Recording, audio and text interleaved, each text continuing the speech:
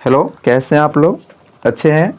देखिए, इससे पहले आपको पार्ट 1 में भारत का पुरातन विद्यापीठ नालंदा मैंने पढ़ाया था। जैसा कि आपने थंबनेल में देखा होगा, पार्ट 1 और पार्ट 2 है यह। तो उसमें आपको मैं नालंदा के विषय में जो प्राचीन बात थी उसको पढ़ा दिए थे। आज मैं पार्ट 2 शुरू करने जा रहा हूँ। तो सभी लोग बिना समय बर्बाद किए शुरू करते हैं। हम नालंदा के विषय में जानकारी आगे के बढ़ाते हैं। आप वीडियो को बिना स्किप किए हुए पूरा देखिए, बिल्कुल समझ में आएगा।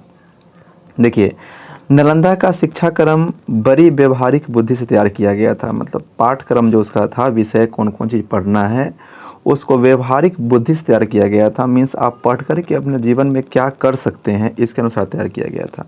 उसे पढ़कर विद्यार्थी दैनिक जीवन में अधिक सफलता प्राप्त कर सकते थे। मतलब पाठ्यक्रम, देखिए किसी भी स्कूल, कॉलेज और यूनिवर्सिटी का पाठ्यक्रम बहुत मायने मतलब रखता है, क्योंकि पढ़ाई खत्म करने के बाद हमारा जीवन किस तरह का होगा यह पाठ्यक्रम पर ही डिपेंड करता है। तो अगर पाठ्यक्रम अच्छे होते हैं तो बच्चे बाहर निकल करके जीवन में अधिक सफलता प्राप्त कर पाते हैं। तो नालंदा विश्वविद्यालय के विषयों में ऐसा शामिल था।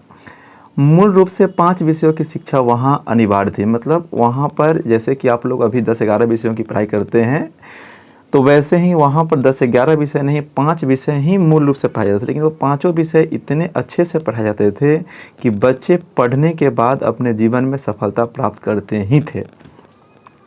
शब्द विद्या यानी कि व्याकरण, जिससे भाषा का सम्यक ज्ञान प्राप्त हो सके। पहला विषय वहाँ पर आपको व्याकरण पढ़ना था, ताकि आपके भाषा जो आप बोलते हैं, देखिए कहा गया है कि वाणी आपका जो है कि अमृत भी है और विष भी है। अगर आपकी वाणी में अच्छापन होगा तो वह अमृत का काम करेगा, अगर आपके वाणी में करापन होगा तो वह विष का काम करेगा। तो सबसे पहले वहाँ पढ़ना था बच्चों को व्याकरण, ताकि उनको भाषा का सम्यक ज्ञान हो सके। उसके बाद में आपको पढ़ना था हेतु विद्या यानी कि तर्कशास्त्र, जिससे विद्यार्थी अपनी बुद्धि की कसौटियों पर प्रत्येक बात को परख सके। और आपको पढ़ना था वहाँ पर तर्कशास्त्र। मतलब अब देखिए, कहा गया है कि बेतर्क बात, मतलब किसी भी सब्जेक्ट पर जब बातचीत चल रहा है तो कुछ ऐसे भी लोग होते हैं कि बिना सोचे समझे जो मन में आया सो बक रहे हैं। तो वैसे ही वहाँ के विद्यार्थियों को शिक्षा नहीं दी जाती थी। उन्हें इस तरह से बताया जाता था ताकि वे पढ़ाई खत्म करने के बाद जब सामाजिक जीवन जीना शुरू करें तो किसी भी बातचीत पर वह जब बात करना शुरू करे तो उनमें दम हो, वह बात को सही से समझ सके, सब्जेक्ट को समझ सके और तब बोले। इसके लिए उनको तर्कशास्त्र की शिक्षा दी जाती थी। इसके बाद तीसरा विषय पढ़ना था आपको चिकित्सा विद्या। कहने का मतलब डॉक्टरी आपको वहाँ पढ़ना था। अगर वहाँ पर आप पढ़ रहे हैं तो जीवन को स्वस्थ रहने के लिए आपको जीवन में क्या खाना, क्या पीना, कैसे रहना, किन आदतों को अपनाना चाहिए, किन आदतों को नहीं अपनाना चाहिए, ये सारे के विद्या जिस सब्जेक्ट के अंदर कर दी जाती थी उसको हम चिकित्सा विद्या कहते हैं, जिसे सीख कर छात्र स्वयं स्वस्थ रह सके, हम दूसरों को भी निरोग बना सकते थे। मतलब अपने तो वह स्वस्थ होते ही थे, प्लस अपने आस पड़ोस जहाँ पर वह निवास करते थे उन लोगों को भी अच्छे गुण सिखा करके उनको भी स्वस्थ रखते थे, निरोग रखते थे। तथा शिल्प विद्या, एक न एक शिल्प विद्या को सीखना वहाँ अनिवार्य था, जिसके द्वारा छात्र में व्यवहारिक और आर्थिक जीवन की स्वतंत्रता आ सके। वहाँ पर जो भी विद्यार्थी पढ़ते थे उनको एक शिल्प विद्या सीखना, शिल्प विद्या मतलब कारीगरी सीखना था, कारीगरी, ताकि आप वहाँ से पढ़ाई खत्म करके बाहर निकल सके तो कुछ ना कुछ काम करके अपने जीविका का उपार्जन कर सके, एक अच्छा कलाकार बना के आपको वहाँ से निकाला था। इन चारों के अतिरिक्त अपनी रुचि के अनुसार धर्म और दर्शन का भी अध्ययन करते थे। और 4 विषय हो गया और एक आपको धर्म का अध्ययन करना था, ताकि आप जब वहाँ से पढ़ करके निकले तो धर्म क्या है, अधर्म क्या है, दर्शन क्या है, कहाँ हमको क्या करना चाहिए, इसके विषय में भी आपको जानकारी रह सके।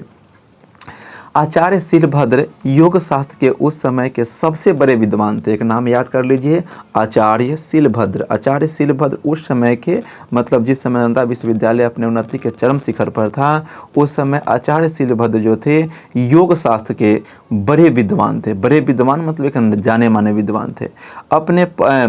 उनसे पहले मतलब किनसे पहले, आचार्य शीलभद्र से पहले, उनसे पहले धर्मपाल इस संस्था के प्रसिद्ध कुलपति थे। किनसे पहले, आचार्य शीलभद्र से पहले धर्मपाल नाम के जो व्यक्ति थे वह विद्वान थे, वह यहाँ के कुलपति थे।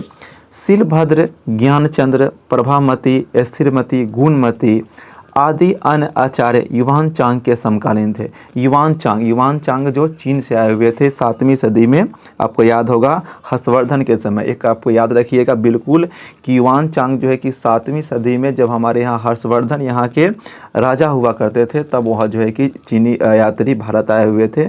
उस समय भी यहाँ पर कई विद्वान थे, उन विद्वानों के नाम में 5 नाम आप याद कर लीजिए, है ना। शीलभद्र, ज्ञानचंद्र, प्रभामती, स्थिरमती, गुणमती इत्यादि। जिस समय युवान चांग अपने देश चीन लौट गए, उस समय भी अपने भारतीय मित्रों के साथ उनका वैसा ही घनिष्ठ संबंध बना रहा। देखिए, चूँकि युवान चांग यहाँ पर आए, यहाँ के आचार्यों के साथ अपना जीवन जिए और यहाँ के धर्म को सीखे, समझे, जाने, तो जब वह अपने देश चीन लौट गए, चीन से तो आए हुए चीन लौट गए, जैसे कि आप लोग किसी कॉलेज में, स्कूल में पढ़ रहे हैं, तो आप अलग अलग जगहों से आते हैं और वहाँ पर रहते हैं, या आपके सर जो टीचर हैं वह भी अलग अलग ज़िलों से, अलग अलग गाँवों से आकर के आपको पढ़ा रहे हैं। लेकिन उनके साथ जो संबंध बन गया हुआ है वह संबंध बना हुआ रहता है, अगर अच्छे संबंध बन गए हुए हैं। तो वैसे ही जब आचार्य जो यहाँ के आचार्य थे उस समय, युवान चांग के समय, शीलभद्र, ज्ञानचंद्र, प्रभामती, स्थिरमती, गुणमती, उनके साथ जब वह लौट गए देश वापस अपने, कौन, युवान चांग, तो भी घनिष्ठ संबंध बना रहा।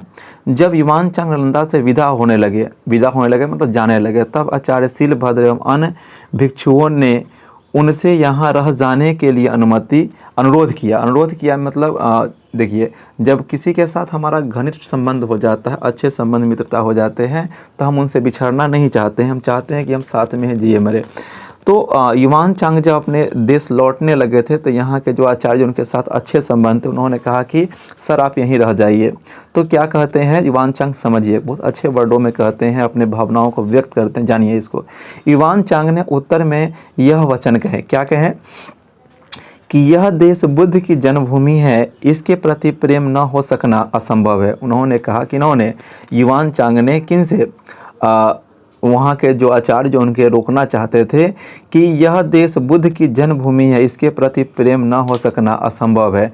यह जो धरती है जहाँ पर हम अभी विद्या लेने आए हैं, वह बुद्ध की जन्मभूमि है, ठीक है। यहाँ के प्रति प्रेम न हो पाना असंभव है, लेकिन यहाँ आने का मेरा उद्देश्य यही था कि अपने भाइयों के हित के लिए मैं भगवान के महान धर्म की खोज करूं। मैं चाह रहा था कि मैं यहाँ आऊं और अपने भाइयों के हित के लिए, जो मेरे भाई वहाँ चीन में हैं, अब भाई का मतलब ये नहीं कि सहोदर भाई, मतलब जो अपने देश के निवासी, उनके सभी को भाई बोल रहे हैं, उनके लिए मैं अपने बौद्ध धर्म का खोज कर सकूं, उसके लिए मैं यहाँ था। मेरा यहाँ आना बहुत ही लाभप्रद सिद्ध हुआ। मैं जो यहाँ आया, यह मेरे लिए काफ़ी लाभदायक था, यह सिद्ध हुआ, अच्छा था। अब यहाँ से वापस जाकर मेरी इच्छा है कि जो मैंने पढ़ा सुना है उसे दूसरों के हितार्थ बताऊं और अनुवाद रूप में लाऊं, जिसके फलस्वरूप अन्य मनुष्य भी आपके प्रति उसी प्रकार कृतज्ञ हो सके जिस प्रकार मैं हुआ हूँ। मैं चाहता हूँ कि जो कुछ भी मैंने यहाँ पर सीखा है, ठीक है, उसको अपने देश जाकर के अपने उन भाइयों को सिखा सकूं, ठीक है, जो आपके देश में आकर के सीखा है। और अगर मैं यहाँ से वापस वहाँ नहीं गया तो किस तरह से, मतलब कैसे मैं उनको सिखा पाऊँगा, यहीं रह गया, कैसे जान पाएंगे वे लोग भारत के विषय में और बौद्ध धर्म के विषय में। अतः मैं यहाँ से मुझे विदा दीजिए, मुझे जाने दीजिए, ताकि वे लोग भी आपके प्रति कृतज्ञ रह सकें। इस उत्तर से शीलभद्र को बड़ी प्रसन्नता हुई और उन्होंने कहा, यह उदात्त विचार बौद्धिस्त्वों जैसा है, मेरा हृदय भी तुम्हारी दशाओं का समर्थन करता है। तब जो है कि हमारे शीलभद्र काफ़ी उनसे प्रसन्न हुए। उन्होंने कहा कि मैं चाहता हूं कि आप जाएं अब, ठीक है, और जाकर के इस धर्म का प्रचार करें। चलिए आगे के पैराग्राफ में चलते हैं अब हम लोग। नालंदा के विद्वानों ने विदेशों में जाकर ज्ञान का प्रसार किया था। नालंदा के जो विद्वान थे, जो वहाँ पर के प्रसिद्ध विद्वान थे, उन्होंने अपने देश में तो बौद्ध धर्म का और शिक्षा का प्रसार किया ही, और विदेशों में भी गए।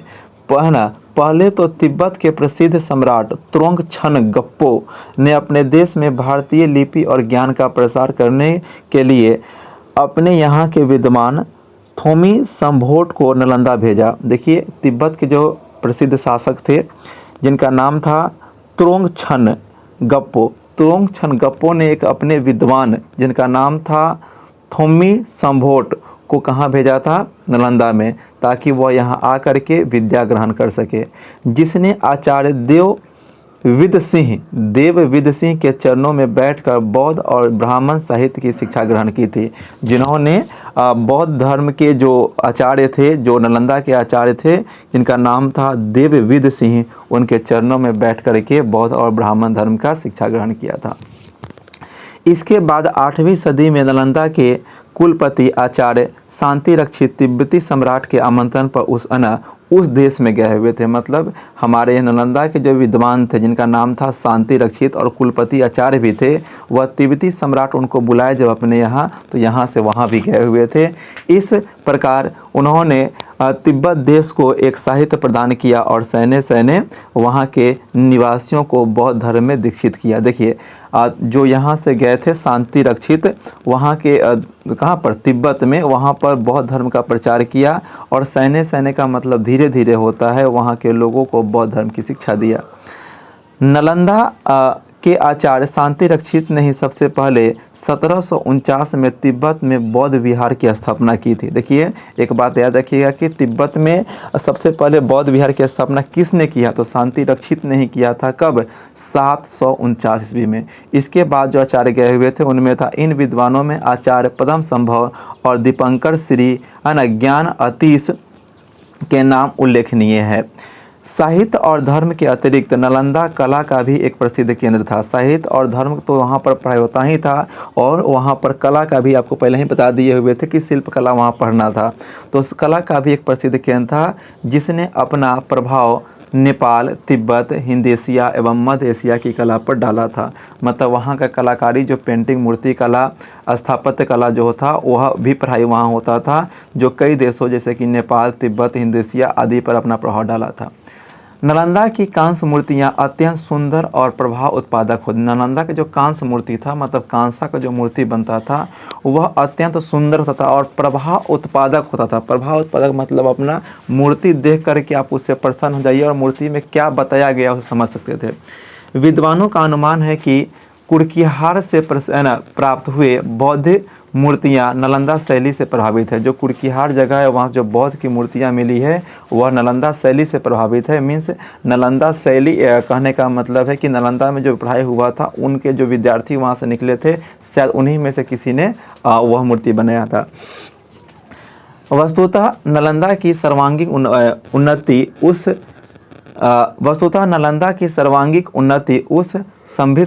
संभावित साधना का फल था, जो शिल्प विद्या और शब्द विद्या एवं धर्म और दर्शन के एक साथ पाठ्यक्रम में सम्मिलित करने से संभव हुआ था। वहाँ पर नालंदा का जो सर्वांगीण विकास हुआ, उन्नति हुआ, हर तरह से वहाँ के विद्यार्थी संपन्न थे।